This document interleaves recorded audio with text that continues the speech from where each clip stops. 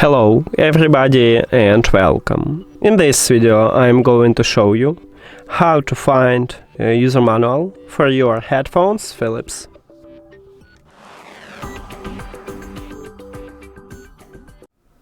You have to start by open Philips headphones application.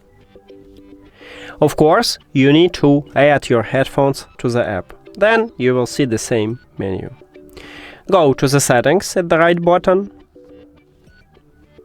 and then click at the product information line. At the last line we have user manual line, so you need to again tap at this line. And right here we have this manual. So that's it.